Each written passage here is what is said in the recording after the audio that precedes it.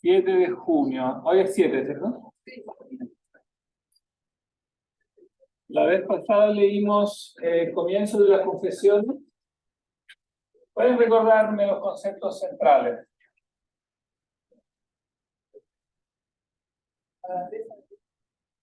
Bueno, primero que todo, ¿qué significa confesiones o confesión?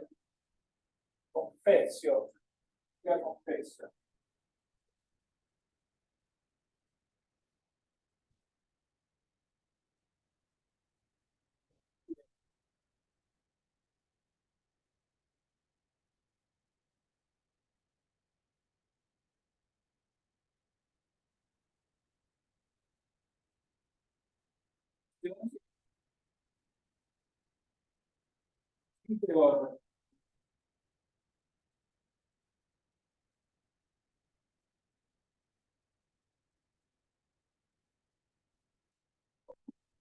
A ver, proclamación, declaración.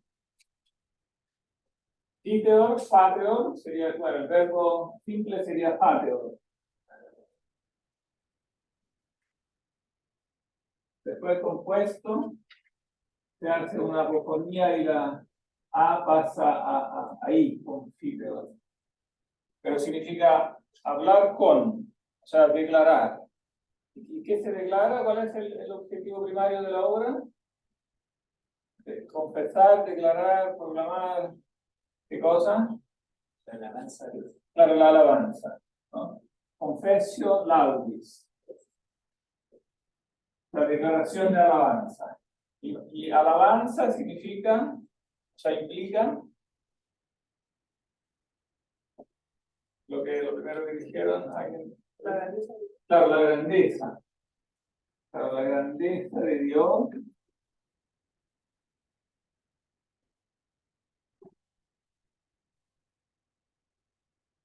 Y bueno, ahora en lo de hoy, en el texto de hoy, vamos a ver qué implica esta grandeza de Dios. Lo vamos a ver con más detalle.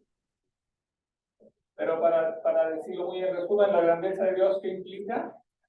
¿Qué significa grandeza? Porque obviamente no es una grandeza en el sentido de una extensión física. No es muy extenso Dios, ¿no? Todo lo contrario, prácticamente se dará cuenta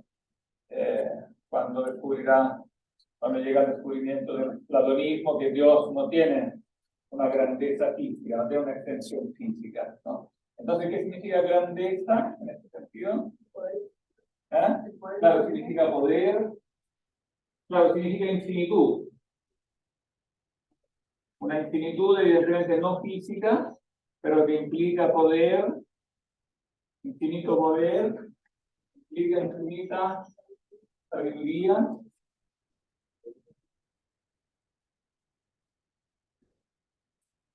implica infinito, una tercera reflexión que define a Dios, ¿no?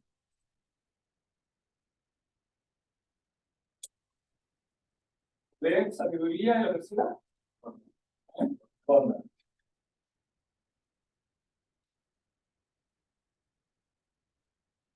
Bueno, y eso se refleja evidentemente en la criatura, ¿no?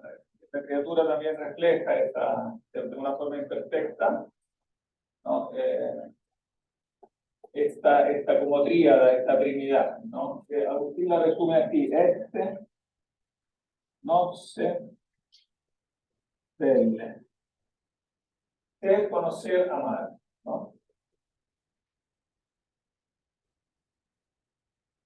Pero, bueno, entonces la criatura alaba a Dios, o sea, la criatura racional alaba a Dios porque reconoce en Dios como el modelo, en el fondo, del ser, de la sabiduría, del poder, en un nivel finito. Entonces lo alaba por la creación, pero después lo alaba también por algo que es superior a la creación. Y yo le preguntaba la otra vez, pero al final no lo alcanzamos a decir. Hay algo que es aún más que la creación, que muestra como la omnipotencia de Dios y la bondad de Dios, más todavía de lo que lo hace la creación. Pero la alabanza es por la creación. ¿Qué hay más que la creación? ¿Qué hace Dios? Más que crear, Sí, pero la providencia, ¿qué incluye? Porque la providencia, claro, es todas las... Sí, se puede decir que la providencia incluye la creación, pero incluye también algo superior a la creación. Y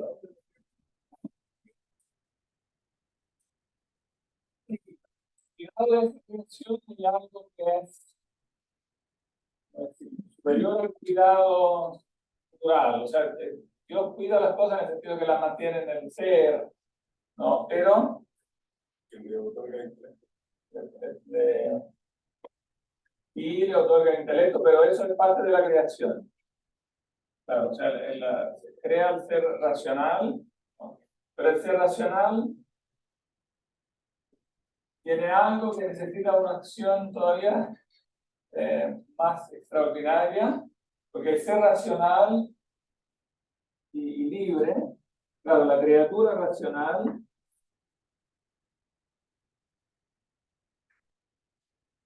que es lo que evidencia en las primeras líneas, ¿no? Que el hombre es parte de la creación, quiere alabar a Dios, pero el hombre también, por otro lado, también es libre y por tanto claro, puede cometer el mal, puede cometer el mal. Para la criatura racional, claro, tiene el ser, tiene el conocer, tiene el querer. El problema es que como es limitada la criatura racional, puede cometer el mal, ¿no? Entonces, a este punto, la providencia de Dios, la acción de Dios, se dirige a, Perdón de Dios del pecado. claro, a la salvación, al perdón. Claro, en el fondo, esa es la acción que es superior aún a la creación, como la salvación. O también se llama redención. Es una obra como aún superior, ¿no? Entonces, eso es como el propósito central de la obra. Claro, alabar a Dios por la creación, pero aún más por la salvación. Dice, lo condensa Agustín, tiene la capacidad de condensar las cosas en pocas palabras. Dice así, mirabiliter creasti mirabilius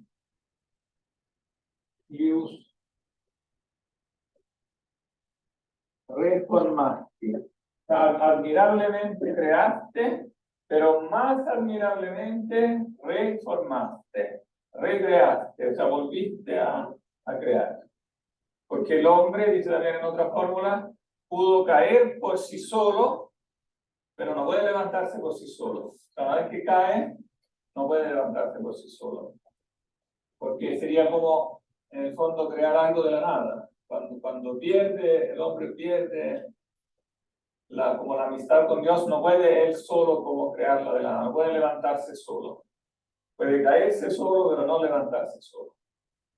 Pero por otro lado, Dios puede, como inversamente también es válido, que Dios puede crear al hombre solo, o sea, sin pedirle permiso, o sea, Dios crea al hombre antes que exista, por lo tanto no le pide permiso para crearlo, sin embargo, sí le pide permiso para salvarlo. Dice tú, no, claro, nos creaste sin nosotros, pero no nos vas a salvar sin nosotros. O sea, para salvarnos también necesita que le demos permiso, que le demos un consentimiento. Entonces, claro, se necesita que el libre albedrío ahí como intervenga. ¿Ese consentimiento cómo se expresa? Claro, es que no es tanto como se expresa, sino que lo importante es que haya, que exista, claro, que exista el consentimiento interior. Después puede expresarse de diferentes maneras, pero tiene que haber un consentimiento, tiene que haber una respuesta. Ahora Agustín insistirá en que también la propia respuesta finalmente viene de la gracia de Dios. O sea, no es una acción que nosotros podamos hacer simplemente en positivo nosotros. Pero, aun cuando venga de la gracia de Dios, necesita que nosotros la permitamos. Claro, no tenemos un poder positivo como de levantarnos hacia Dios, pero sí tenemos que darle permiso para que actúe en nosotros. La gracia de Dios es algo que actúa en nosotros, que es trascendente, sobrenatural, pero sin embargo no actúa sin que nosotros le demos permiso. O sea, tenemos el poder de detenerla. Por ejemplo, si queremos dar el permiso, eso se tiene que ver reflejado, por ejemplo, en las acciones, ¿no? Después se ve reflejado en las acciones externas. Pero lo importante, insiste Agustín, no es la acción externa, sino que es el consentimiento interior. Claro, yo podría perfectamente hacer una buena acción externa, pero si no está el consentimiento interior, esa acción no me salva. Aunque sea buena en un plano empírico. Claro, o sea, yo puedo, por ejemplo, si tú eres pobre, yo puedo ayudarte, puedo darte todo mi dinero, pero la acción externa no es por sí, no es buena por sí misma en un sentido ético. Es buena si yo verdaderamente lo hago por amor. Si yo lo hago simplemente, por ejemplo, para aparentar, yo soy muy bueno, quiero mostrarme que soy muy bueno, etcétera. Entonces, quiero tener buena fama, ¿no? Entonces, claro, la plata a ti te servirá, pero a mí esta acción no me salvará. Entonces, claro, en un nivel económico puede que funcione, pero en el nivel ético, como de la salvación, a mí no me aprovecha en nada. Yo soy igual, o sea, quedo igual o peor, porque hago algo como hipócritamente. Entonces, lo importante, o podría pasar al revés, que claro, que quiero ayudarte, pero no puedo. Entonces, si no puedo ayudarte económicamente, no te voy a hacer útil. Pero, sin embargo, si quiero hacerlo, aunque no pueda, este querer, sí me va a salvar igual. Porque eso es lo que importa al final, el querer, ¿no? Pero este mismo querer, insistir Agustín, en el fondo es gracia de Dios. Pero yo puedo detenerla, tengo como este poder negativo de detener la gracia. O sea, Dios lo hace a través mío, pero me pide permiso. Entonces, bueno, de este problema, de este tema, nace en fondo toda la estructura de las confesiones. Nosotros vamos a concentrarnos ahora en el libro séptimo, que en el libro séptimo, como que él hace como el armado metafísico de todo esto. Parte de la pregunta sobre el mal. Vamos, dejemos por ahora y proyectemos el texto. Parte de la pregunta sobre el mal, y para contestar esa pregunta, en el fondo va armando todas las principales respuestas metafísicas.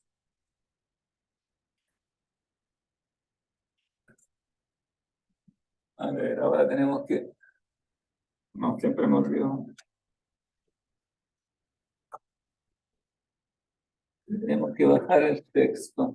Este texto ocupa en el que está en un curso porque está bastante corregido con respecto a lo que está en internet.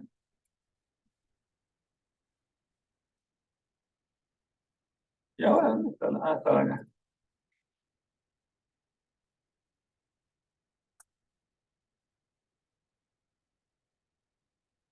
Este libro séptimo es como el más denso de todos, ¿eh? No vamos a poder ahora leerlo con tanto detalle porque nos quedan pocas clases, pero hay que estudiarlo a fondo. Las clases que están igual grabadas tienen una explicación bien detallada, son creo que 4 clases completas sobre el libro séptimo. Nosotros ahora vamos a tratar de resumir un poco porque nos quedan pocas clases.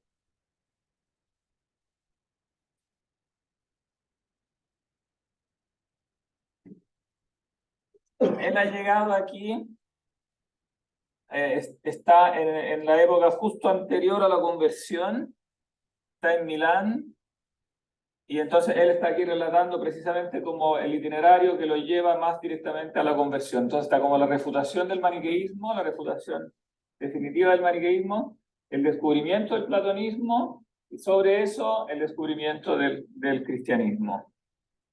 Entonces están todos como las etapas centrales. ¿Se ve?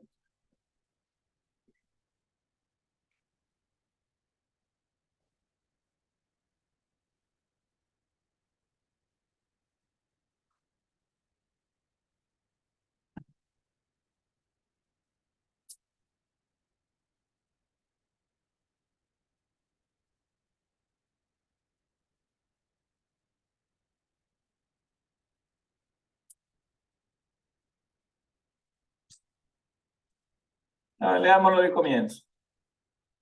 ¿Quién quiere partir?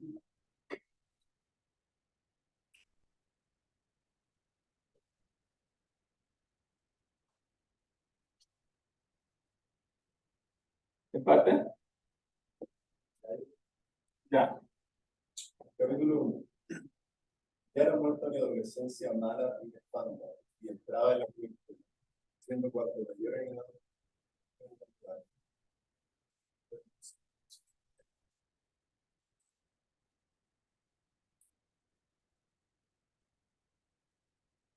Cierto que no te concebía, Dios mío, figura de cuerpo humano, desde que comencé a entender algo de la sabiduría. De esto huí y siempre me alegraba de hallarlo, así en la fe de nuestra madre espiritual, tú católica. Pero no se me ocurriría pensar otra cosa de ti, y aunque el hombre, tal hombre, forzadamente, por concebirte como el sumo y el único y verdadero Dios, con toda mi alma te creía incorruptible, inviolable e inconmutable, porque sin saber de dónde ni cómo, venía claramente y tenía por cierto que lo corruptible es peor que lo que no es, que lo que no lo es, y que lo que puede ser violado ha de ser propuesto sin vacilación a lo que no puede ser, y que lo que no sufre mutación alguna es mejor que lo que puede sufrir. Oh, aquí ya hay un concepto clave que lo encamina, ¿no?, a la refutación del maniqueísmo. O sea, la idea de que Dios es incorruptible, inviolable, inconmutable. Porque los maniqueos, en el mito maniqueo, las fuerzas del mal atacan al principio del bien, que es Dios, y entonces suponen que Dios de alguna manera es violable, corruptible, modificable, ¿no?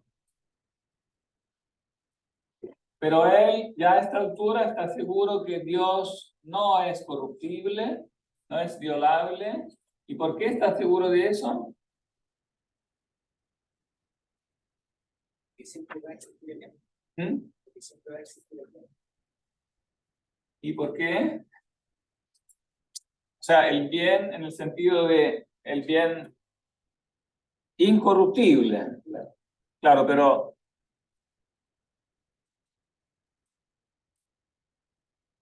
pero él parte de una certeza. ¿Cuál es la certeza?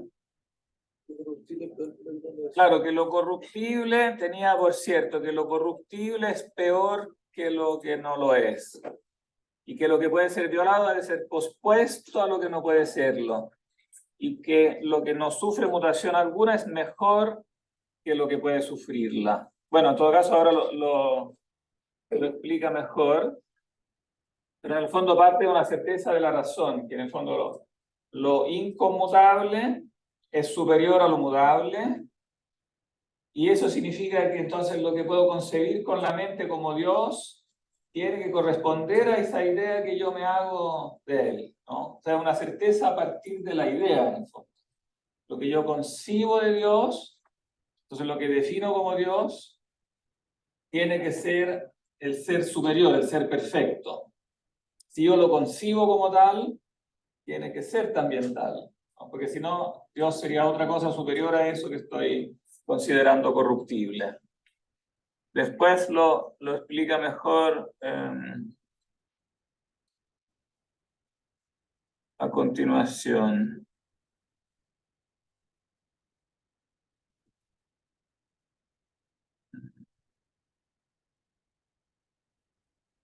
Cuando habla del dilema de Nebridio.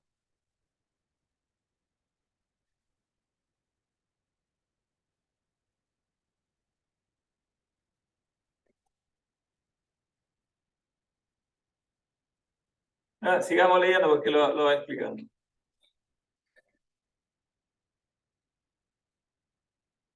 ¿Dónde llegaste acá? ¿Clamaba? Sí, hermano.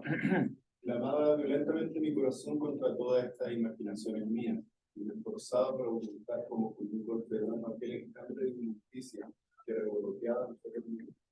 De apenas disperso, y una vida y cerrada de ojos, volvía a formarse de nuevo para caer en su peligro.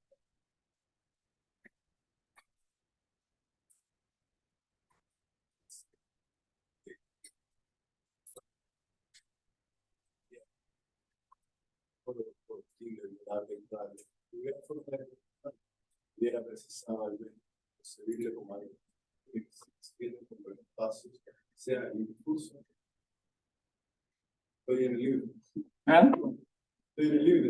Ah, perdón.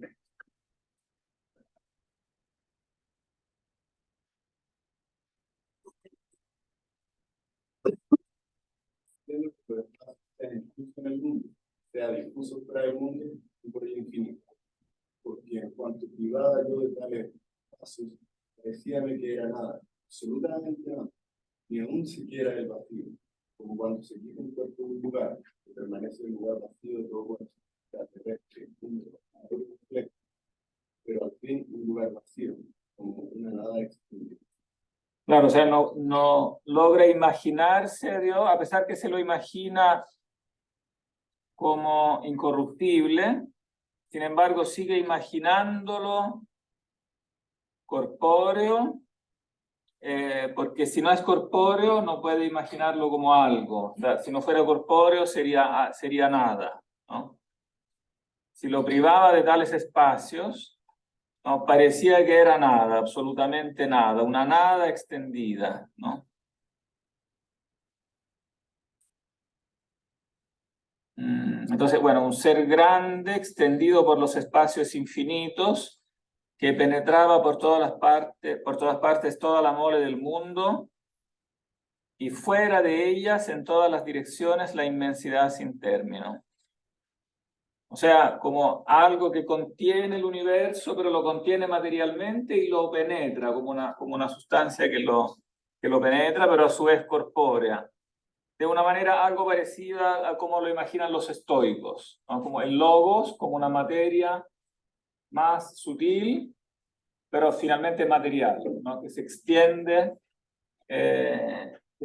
materialmente a todas las partes del universo. A ver si retoma lo de acá, vamos saltando un poquito.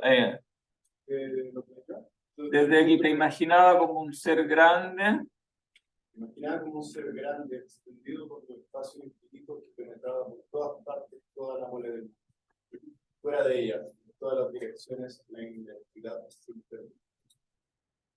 De modo que te poseyera la tierra, te poseyera el cielo y te poseyeran todas las cosas y todas terminaran en ti, sin terminar tú en ninguna parte, sino que, así como el cuerpo del aire, de este aire que está sobre la tierra, no impide que pase por él la luz del sol, penetrándolo, no rompiéndolo ni regalándolo, sino llenándolo totalmente.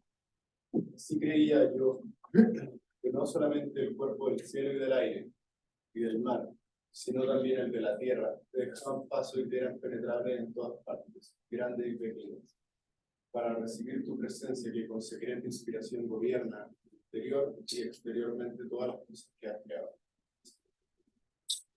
De este modo discurría yo no por poder pensar otra cosa, mas ello era falso. Porque si fuera de ese modo, la parte mayor de la tierra tendría mayor parte de ti y menor la luna. Y de tal modo estarían todas las cosas llenas de ti, que el cuerpo del elefante ocuparía tanto más de tu ser que el cuerpo del pajarillo, cuanto aquel es más grande que este y ocupa un lugar mayor. Y así, dividido en partículas, estaría presente a las partes grandes del mundo, en partes grandes y pequeñas de las pequeñas. Lo cual no es así. Pero entonces, aún no había eliminado mi tierra. Claro, hay un argumento que contra este materialismo con que se concibe a Dios. ¿Cuál es el argumento?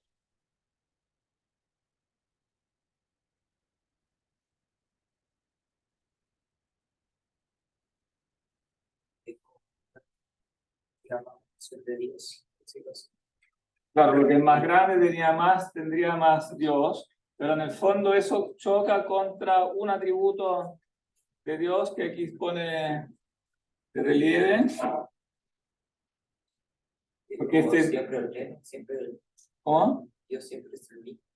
Siempre es el mismo y siempre está, o sea, ¿cuál es la acción con que él lo está planteando aquí? O sea, Dios penetra el universo, pero esta penetración es porque Dios se le concibe como el que, claro, como el que gobierna el universo, ¿no? Entonces, esta acción de gobierno ya es una intuición en el fondo de que tiene que haber una unidad. O sea, el que gobierna tiene que ser uno y tiene que gobernar todas las partes. No es que el gobierno sea a su vez divisible en parte y cada una esté en una parte, porque si no se perdería como la unidad, en el fondo, de la idea que preside el gobierno.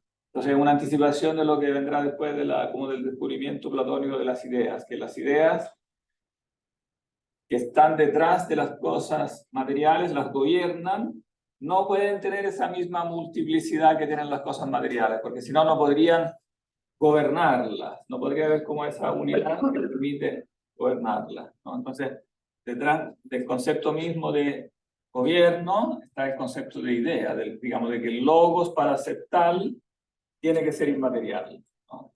Porque si no, una parte de la idea, o sea, concebir las ideas en partes es como contradictorio.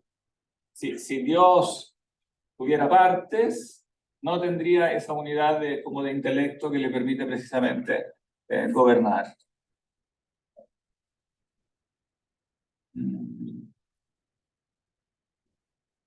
Y aquí viene el dilema que ya en ese tiempo, o sea, ya cuando estaba en Cartago, o sea, muchos años antes, cuando él estaba en Cartago con su grupito de amigos, Nebridio, que era uno de los amigos más estrechos, ya en ese tiempo planteaba ese como dilema. Sigue nomás con el dilema. Bastábame de acá. Aquellos engañados engañadores, no charlatanes, porque no sonaba en tu boca, o sea, en su boca tu palabra.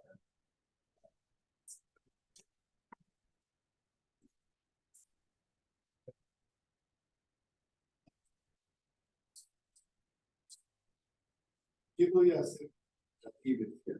Ella, no sé qué raza de tenía el manqueo suyo, y tú no hubieras querido pelear contra ella.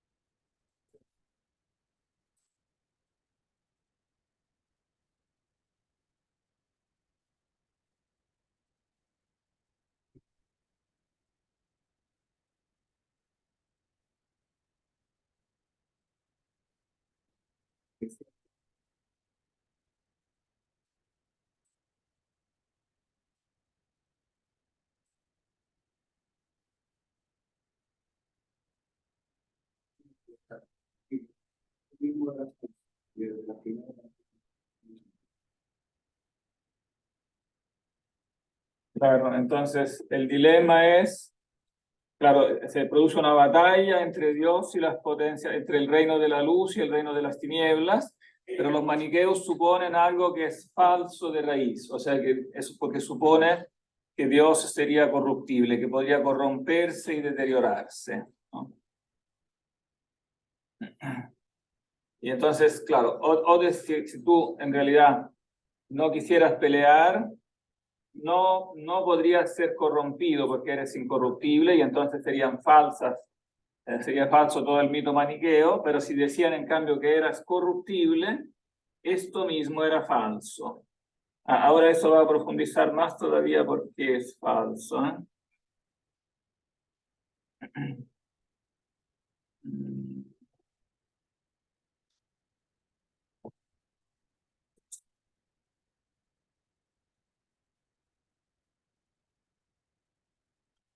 Sigue no, pero tampoco yo.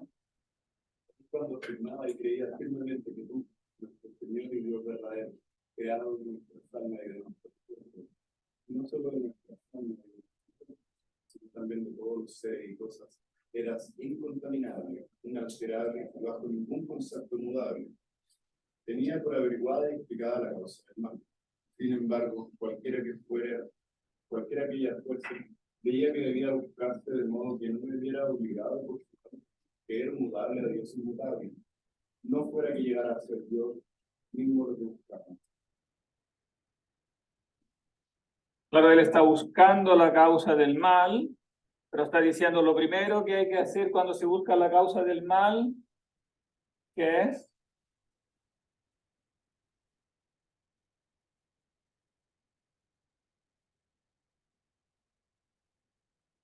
Dice, todavía no la había averiguado, ¿no? Pero sin embargo había hecho ya un progreso, porque había descartado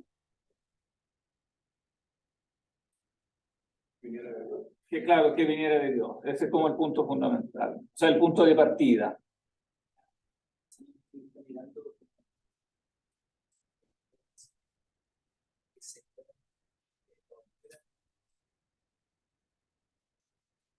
Claro, que en el fondo es el presupuesto de todos los sistemas dualistas. En los sistemas dualistas ocurre eso, que hay algo malo que en el fondo llega a corromper, como a influir sobre el principio bueno, ¿no? Pero claro, se produce ahí una contradicción en la raíz, porque el principio bueno, precisamente por ser principio bueno, al ser principio bueno no puede ser corruptible, no puede ser como limitado, tiene que ser pensado como el bien absoluto, el principio del bien, ¿no? Entonces, aquello que corresponde, porque el principio del bien, ¿cómo sabemos que existe el principio del bien? ¿Ah?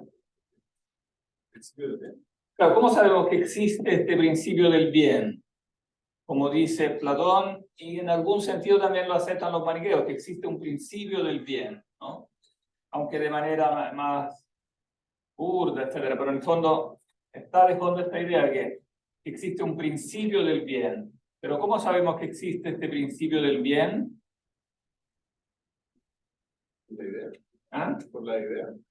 Por la idea, por la misma idea que nosotros nos hacemos de ello. Eso es importante entender. O sea, si nosotros con la mente buscamos el principio de la realidad y formulamos con la mente ese principio, entonces estamos diciendo que este principio realmente existe como principio del bien, del cual después todo deriva. Pero si existe, entonces tiene que existir tal como lo pensamos, o sea, como principio, como absoluto.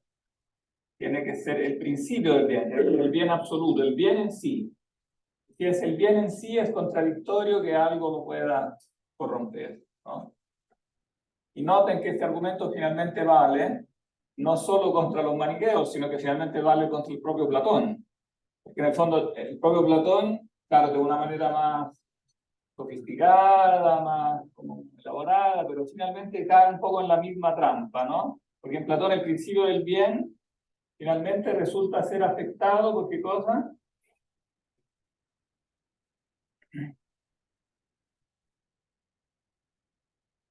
¿Qué hay en Platón al lado del principio del bien?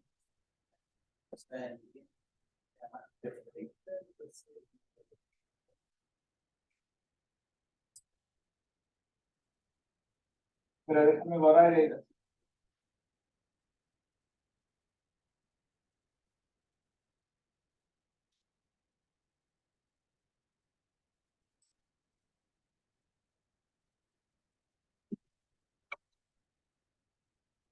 el bien en sí, dice Platón, sería el principio del bien. Pero para que después del bien en sí emanen las otras realidades, él siente la necesidad de decir que al lado de él, como en el fondo, como otro principio de alguna forma, aunque no lo dice así, pero lo sugiere, hay otra cosa que hace que el bien como que salga de sí mismo, porque si no él piensa que no habría razón. ¿Por qué el bien que es perfecto, que es voluntad? ¿Ah? La voluntad. Pero ¿por qué esta voluntad? O sea, si la voluntad fuera solamente la voluntad del bien como tal, no tendría motivo para como emanar de él otra cosa que no es el mismo. Entonces él se ve forzado a introducir algo que haga que el bien de alguna manera emane esta como multiplicidad que después existe en el ser, pero de un modo inferior, ¿no? O sea, existe en un escalón inferior, existe para Platón claro, las ideas, que son buenas, pero no son el bien en sí. Tienen en sí algo que las hace menos buenas que el bien. ¿Y este algo qué es? Que hace que las ideas estén en un nivel inferior al bien en sí. Son ideas de las cosas del mundo. Pero antes de eso tienen un rasgo que delata que son inferiores al bien en sí. ¿Ah? Dependen del bien, pero tienen una diferencia clave.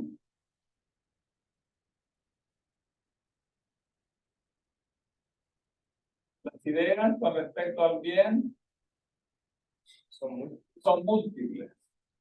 Las ideas son múltiples. Y entonces él concibe que tiene que haber algo que de algún modo hace que el bien se vea forzado como a bajar de nivel al nivel de las ideas, ¿no? Hay otro principio al lado de eso, no sé si vieron eso cuando estudiaron Platón, ¿no? Eso no aparece tan claro en los diálogos, aparece más bien en las llamadas doctrinas no escritas de Platón. No sé si hablaron de ese tema, de las doctrinas no escritas. Ese es un tema importante. Del que nosotros no sabemos mucho porque no son escritas, precisamente, son como doctrinas esotéricas que Platón reservaba a la enseñanza oral con los discípulos, con el círculo de los discípulos, y no presentaba generalmente en forma como literaria, salvo de una manera como crítica entre medio. Bueno, hay toda una escuela de eso, si quieren informarse de eso, ahora pueden ser más detallado, porque ahora no vamos a entrar en detalle de eso, está en Reale, Giovanni Reale. Es una investigación que primero empezó la llamada Escuela de Tubinga, y después la tomó la Escuela de Reale, que era un profesor que estaba en Milán, la Católica de Milán, y él se dedicó mucho a eso. Se escribió un tomo gordo sobre Platón que gira todo en torno a este asunto de la doctrina no escrita. Él se entusiasmó mucho sobre eso, entonces ahí da explicaciones detalladas. Pero ahora vamos a ir como al núcleo básico. Digamos, la idea básica es que al lado del bien hay otro principio que es la díada indefinida. Y esta díada como que coexiste con el bien e influye sobre él, y es como el principio de la multiplicidad. O sea, está el bien que es uno, pero al lado del uno está la díada. La díada de algún modo influye sobre el uno y hace que entonces se produzcan las ideas. Las ideas vienen entonces no solo del bien, sino que de la díada. Y esta díada en el fondo queda como un fantasma que actúa a todos los niveles, produciendo cada vez mayor multiplicidad. Entonces de las ideas se produce el alma, y del alma después el mundo material, ¿no? Siempre la díada que está en el fondo como otro principio, como favoreciendo, produciendo este proceso de del paso del uno a lo múltiple. Porque él asume de antemano que lo múltiple en el fondo es malo, ¿no? Como el uno coincide con el bien, entonces se asume de antemano que todo lo múltiple es malo. Entonces, cuanto más múltiple, más malo. Cuanto más la multiplicidad se nota, digamos, porque hay una multiplicidad de las ideas, pero es distinta a la multiplicidad del alma, distinta a la multiplicidad de las cosas materiales. Hay más multiplicidad, por decirlo así. Entonces, finalmente, este argumento de Agustín, él poco a poco después entenderá que él no conocía la doctrina no escrita, ¿no? Pero en el fondo entiende que este argumento, va a entender después que este argumento se aplicará también a la refutación del platonismo, los aspectos que tiene refutables, ¿no? Que en el fondo se está consiguiendo otro principio, ¿no? Que para justificar la emanación de la multiplicidad hay que conseguir otro principio, pero cae bajo este mismo dilema de Nebridio. Si yo consigo otro principio que puede atacar al bien en sí, entonces el bien en sí es corruptible y ya no corresponde a ese concepto de bien en sí que permitió formularlo. no corresponde a esta misma idea de la razón que permitió formular su existencia.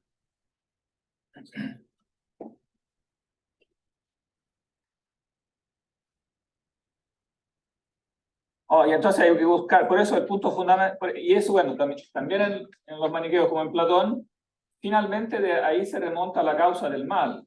Entonces él dice, no, la causa del mal, entonces hay que partir manteniendo firme, coherente el primer principio, que el primer principio es bueno absolutamente. Por lo tanto, bajo ningún concepto puede remontarse a él la causa del mal, ¿no?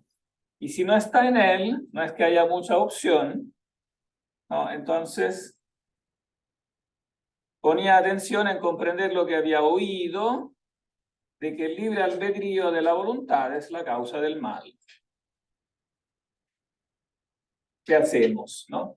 Y tu recto juicio del que padecemos. O sea, del mal en ambos sentidos que tiene, ¿no? Porque el mal, aquí claramente se distingue dos sentidos del mal. ¿Cuáles son estos dos sentidos?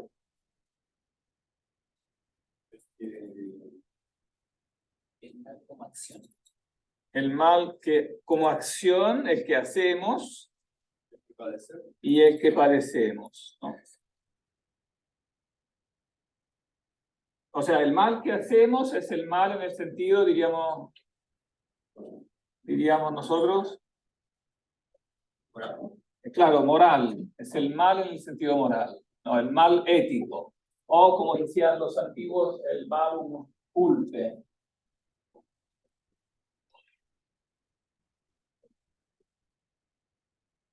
El mal de la culpa, ¿no?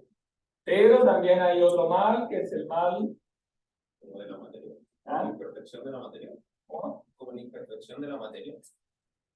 Pero no solo es, no, es el otro tipo de mal, que es como impropiamente mal, es el mal de la limitación, un mal de la carencia entendida como limitación, ¿no? Pero hay un mal, en cambio, que no es la mera limitación, sino que es consecuencia de la culpa. ¿Cuál es la consecuencia de la culpa?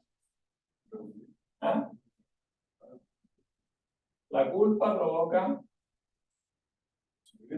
¿ah? ¿Y por qué provoca sufrimiento? ¿Ah? Sí, pero ese sufrimiento, ¿qué función tiene? Claro, es un castigo. Es el mal de la pena. Al mal de la culpa le corresponde el mal de la pena. Entonces, en último término, todo el mal se remonta a la culpa, porque la pena, o sea, lo que es en el fondo el dolor físico, o el dolor también psicológico, todo dolor en el fondo es una pena de la culpa. Porque si no fuera pena de la culpa, sería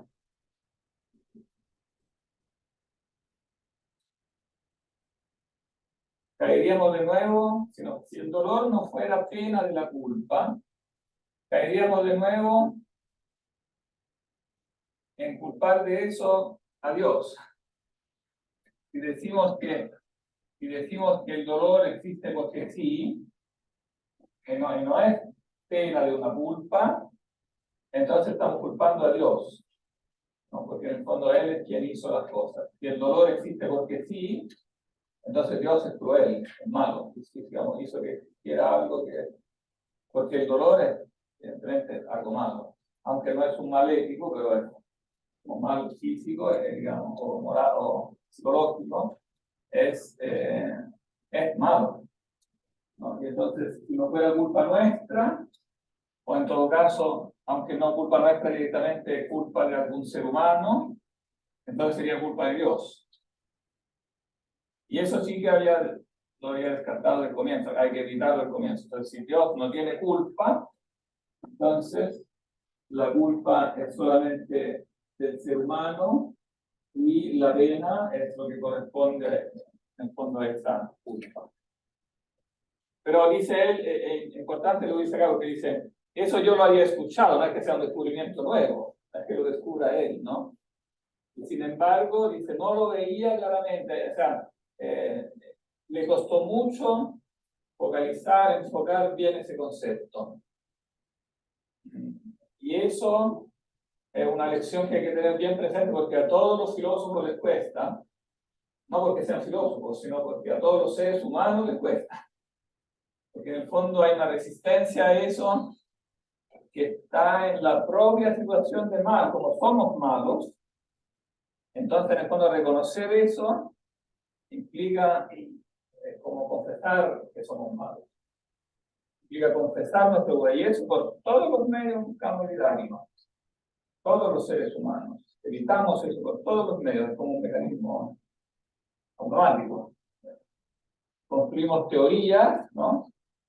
Pero en el fondo el objetivo de estas teorías siempre es encontrar la manera de quitarnos la culpa, porque eso es, en el fondo es lo que nos atormenta, que sabemos que somos culpables y reconocer que esta culpa es nuestra, no depende de otro, aunque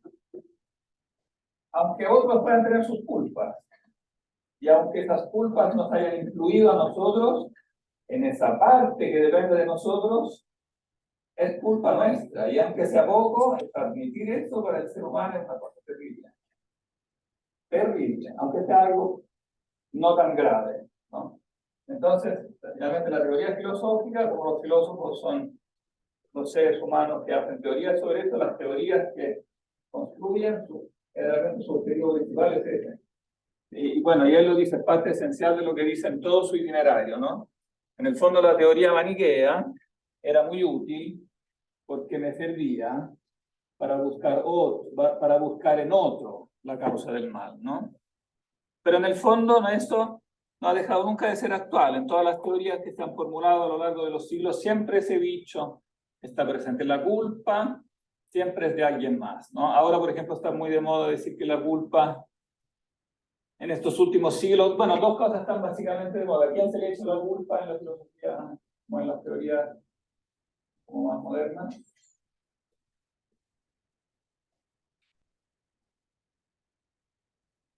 Hay dos maneras de aparte de la culpa, básicamente.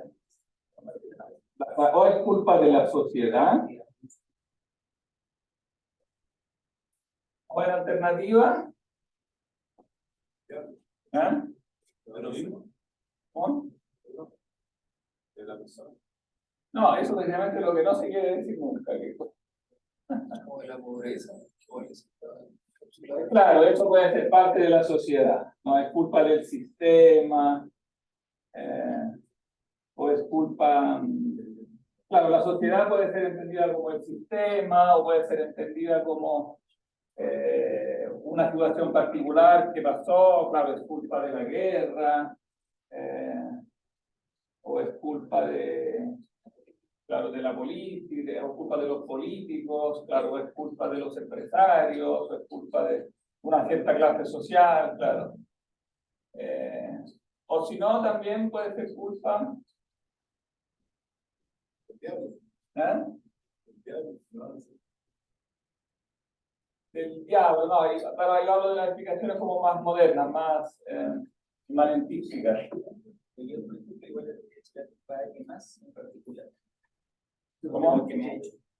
Claro, o es culpa de un contexto más inmediato que provoca, claro, es una culpa a nivel que me influye no materialmente, pero me influye psicológicamente. Claro, o sea, en el fondo es el contexto más privado, podríamos decir, es como la enfermedad mental. La enfermedad mental que es culpa de un contexto, como de un trauma. Claro, es un trauma, que por lo que tengo ese trauma o tengo esa enfermedad, por lo tanto, en el fondo no soy culpable, ¿no? Y eso de reducirlo todo a enfermedad mental también que está muy de moda ahora, es también una excelente manera de justificarse, porque eso no, o sea, cuando se dice que hay una culpa, todo esto no es que se quiere excluir, ¿no? Hay efectivamente, o sea, porque estas cosas son verdaderas, que el sistema es malo, que hay guerras, que hay gente que te trauma y que te hace maldades, todo eso no es que no sea verdad. El problema es que si todo 100% depende de eso, entonces se excluye la responsabilidad de uno. Pero si solo un 1% depende de mí, en el fondo de eso tengo que preocuparme. Eso es lo que depende de mí. No, aunque sea un 1%, puede ser que todo eso sea verdad, que yo tenga el trauma de la infancia, que tenga una situación de pobreza, todo eso puede ser perfectamente verdad. Pero en el fondo esta teoría supone que siempre hay un margen, no importa si sea grande o pequeño, pero siempre hay un margen que depende de mí, ¿no? Y en eso consiste la culpa, de eso tengo que preocuparme, porque el resto no depende de mí. Entonces, en eso tiene que estar enfocada la atención en el fondo, porque eso es lo que yo puedo hacer, ¿no? Donde está mi opción. O si no, claro, si yo digo que ese 1% no existe, claro, ahí yo negué, a ese punto niego el libre albedrío. Digo que no hay, que mis acciones son todas, no, sin excepción, sin margen, son todas absolutamente determinadas.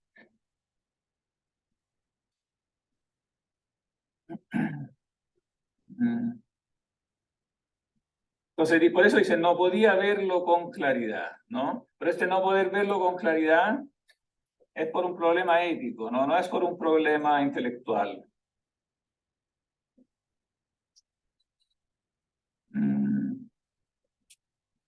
Sigue nomás, porque levantábame hacia tu luz. El ver tan claro que tenía voluntad, como que vivía, y así cuando quería, no quería otra cosa, estaba certerísimo de que había todo que quería, no quería. Ya casi me convencía de que allí estaba la causa del pecado. Claro, casi, o sea, como que cuesta mucho, ¿no? Casi me convencía. En cuanto a lo que hacía contra voluntad, veía que más era padecer que obrar, dada que ella no era culpa, sino pena, por la cual compensaba ser justamente castigado por a quien tenía por culpa. Pero de nuevo decía, ¿quién me ha hecho a mí? ¿Acaso no ha sido Dios? Que es no solo bueno, sino la misma bondad. ¿De dónde pues me ha venido el querer el mal y no querer el bien? ¿Es acaso para que yo sufra las penas merecidas? ¿Quién depositó entre mí y sembró en mi alma esta semilla de amargura, siendo hechura exclusiva de mi dulcísimo Dios? Y el diablo es el autor. ¿De dónde procede el diablo? Y si de ángel bueno se ha hecho diablo por su mala voluntad, ¿de dónde le viene a él la mala voluntad? Por la que es demonio, siendo todo él hechura de un creador buenísimo. Estos pensamientos me obligan a vivir. Yo no era ya conclusivo hasta que el infierno me dejó.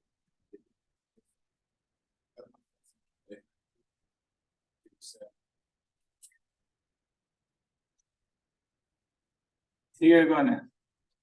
Sí, pues, empeñábame por hallar las demás cosas, como ya había hallado que lo incorruptible es mejor que lo corruptible. Y por eso confesar que tú, fuese lo que fuese, debías ser incorruptible, porque nadie ha podido ni podrá jamás pedir cosa mejor que tú, que eres el bien sumo y excelentísimo. Ahora bien, siendo certísimo y verdaderísimo, lo incorruptible debe ser antepuesto a lo corruptible, como yo entonces lo atribuía. Podía ya con el pensamiento conseguir algo mejor que Dios si tú no fueras incorruptible. Claro, eso aquí resume lo que decíamos antes, ¿no? Que en el fondo la prueba de la naturaleza incorruptible de Dios es la misma prueba de su existencia que está fundada en la propia idea que tenemos nosotros de Él, ¿no? O sea, que la idea que concebimos de Dios es la idea del ser incorruptible. Y si no, claro, si Dios no fuera incorruptible, entonces podríamos con el pensamiento concebir algo mejor que Dios, pero Dios es por la definición el principio, el primer ser, no podemos concebir algo mejor que Él. Entonces la idea de Él tiene que corresponder con la idea de la incorruptibilidad, con el ser perfecto, ¿no? Aquí está, bueno, aquí Él no lo usa como prueba de la existencia de Dios, ¿no? Lo usa como prueba de su incorruptibilidad. Pero en el fondo la misma prueba se puede utilizar para demostrar la existencia. O sea, Dios tiene que corresponder a esa idea que yo tengo de Él, ¿no? Que no es una... para entender esa prueba es importante entender que la idea que yo tengo de Dios no es como lo han concebido algunos modernos que han intentado refutar este argumento. No es una proyección mía. Se ha dicho, pero bueno, al fin y al cabo han dicho los modernos, hablo ahora en general, digamos, con diferentes matices, pero en el fondo el argumento es siempre más o menos el mismo. Han dicho, bueno, pero eso no es más que una proyección de nuestra mente. O sea, eso que proyectamos es como un producto de nuestra mente. Entonces no es Dios que nos crea a nosotros, sino nosotros creamos a Dios, ¿no? Seguramente han escuchado este argumento, ¿no? En cambio, ¿por qué no es así? ¿Qué respondería Agustín? Que no, a quien le dijera que Dios es una proyección de nuestra mente. ¿O qué respondería Platón, si prefiere?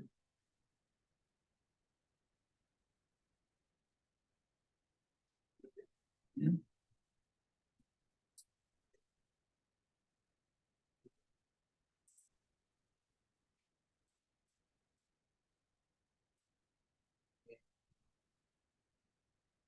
¿Por qué bien y mal no podrían ser todas proyecciones de nuestra mente? O el bien podría ser una proyección de mi mente, como lo que yo pienso y después lo hago sustancial. Porque Dios es el bien en sí. Sí, pero ¿cómo sabemos que existe ese bien en sí? Y no es proyección subjetiva de mi... Existe el mundo, ¿Ah? existen las cosas. Porque existen las cosas, El ¿sí? bien, ¿Ah? pero el bien es inconcebible. Pues. ¿Cómo? Que el bien es inconcebible para el ser humano, o sea, el bien superior.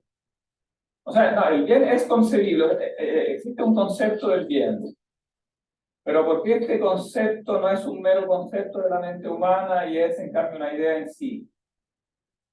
Yo uso esta como en terminología medieval porque en Platón no está todavía, digamos eso, pero llamo concepto lo que es el concepto humano. El concepto humano del bien.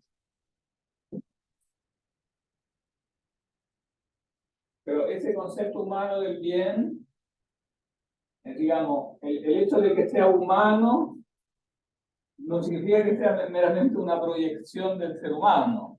¿Por qué no puede ser solo eso? ¿Ah? Porque pues, si yo tengo una idea de Dios, entonces algo que ha generado algo que debe ser como tan excelente, o tan bueno como Dios, por lo tanto Dios existe. Claro, tiene que ser generada esa misma idea por un ser que le corresponde a ella.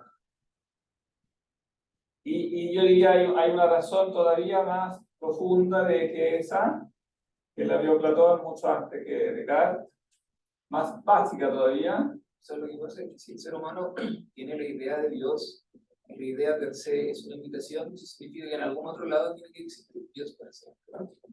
No sé si me explico. Pero además, bueno, A ver, nosotros como seres humanos tenemos la idea de Dios en nuestra mente. Y según la ideología platónica, o sea, la doctrina platónica significa que en algún lado nosotros tenemos la idea, tanto que la idea es imitación, no otro lugar, donde el tangible existe como la idea per se. O sea, si nosotros tenemos la idea de Dios, es porque en algún lado el tangible puede existir Dios. O sea, que no puede haber imitación si no existe el original. Eso. claro, no puede haber imitación si no existe el original. Claro. ¿Y cómo sabemos que esta idea es imitación? Ay, María. Podría ser invención. ¿Ah? Podría ser una invención.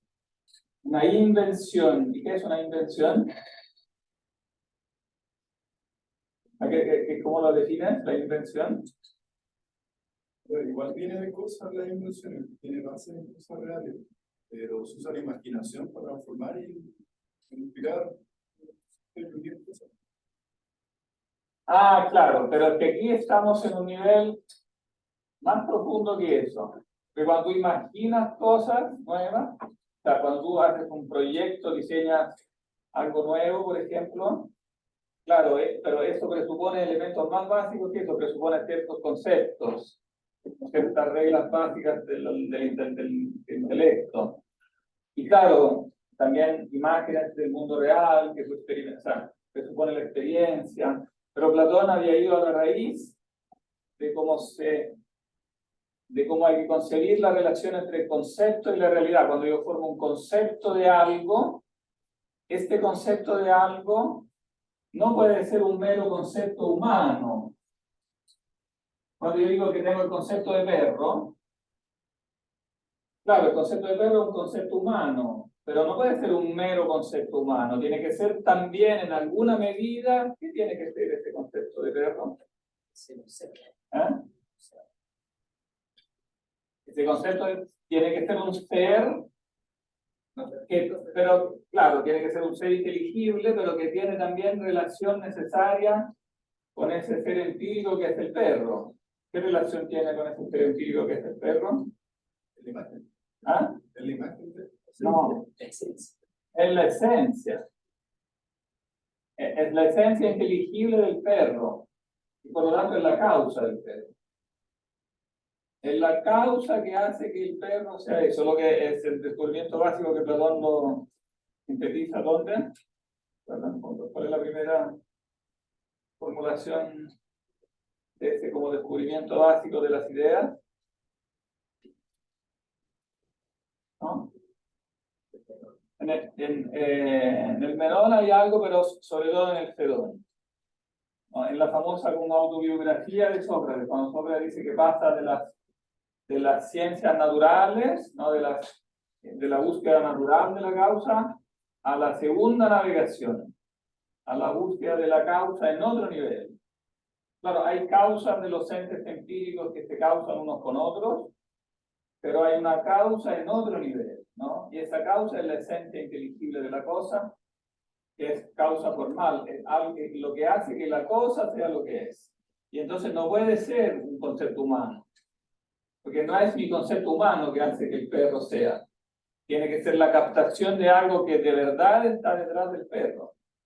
Entonces el concepto de perro tiene que existir con antelación detrás del perro. Si es que yo quiero decir que entiendo algo del perro. Porque la alternativa sería, no, es que en realidad tú cuando hablas del perro en realidad no estás entendiendo nada, es toda una imaginación tuya.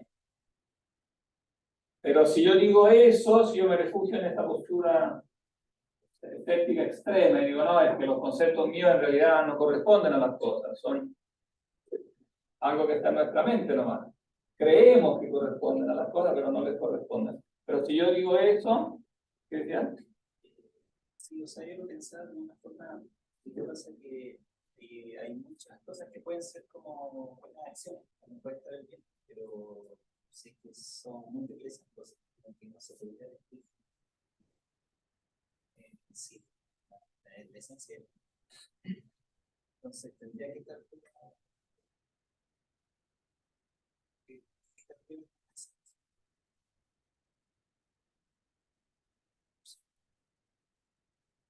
o sea, sobre todo tiene que existir como aquello que causa la propia existencia de las cosas que experimentamos. Digamos, la búsqueda del concepto es una búsqueda de la causa. Entonces los conceptos que nos hacemos de las cosas corresponden a causas reales de las cosas que podemos analizar en diferentes niveles, y en el nivel último está la causa última, que es el bien.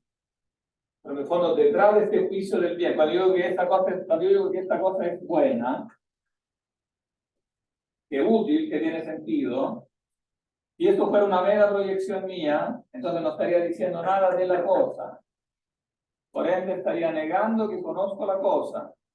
Pero si yo niego que conozco la cosa, entro en una evidente contradicción. Si yo niego que conozco la cosa, me contradigo. ¿Por qué? Estaba predicando algo de la cosa. ¿Eh? Estaba predicando algo. Porque igual estoy predicando algo de la cosa. Y en primer lugar estoy predicando que es una cosa. Y además estoy predicando algo de mí. Estoy dando un juicio sobre mí.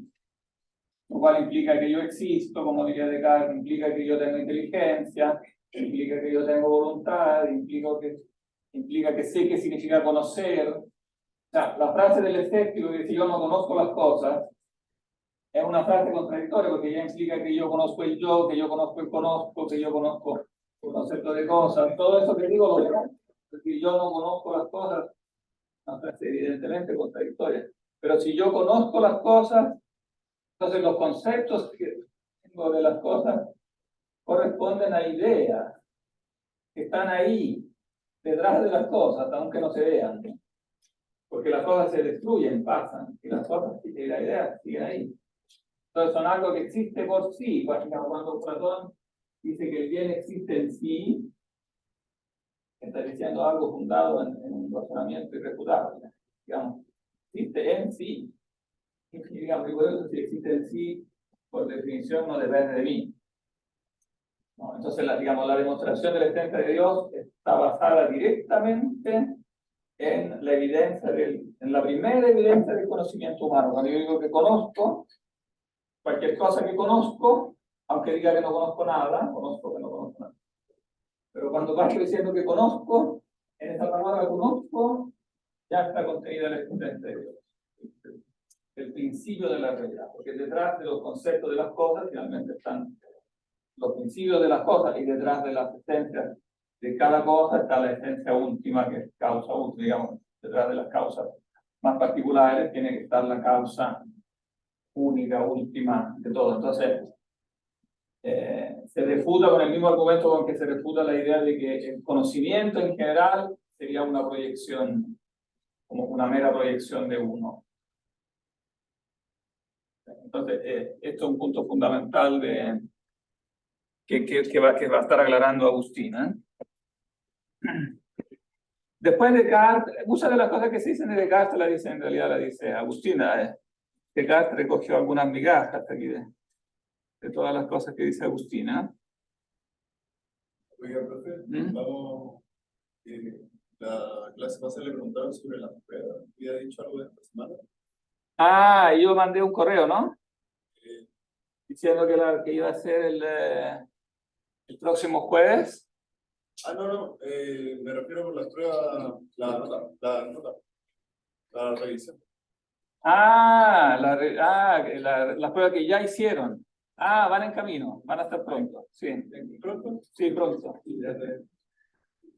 Van bastante bien en todo caso. Por ahora, sí.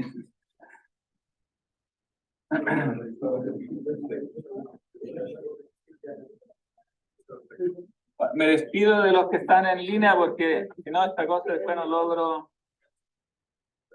convertirla. Pero todavía nos quedan 10 minutos de clase física.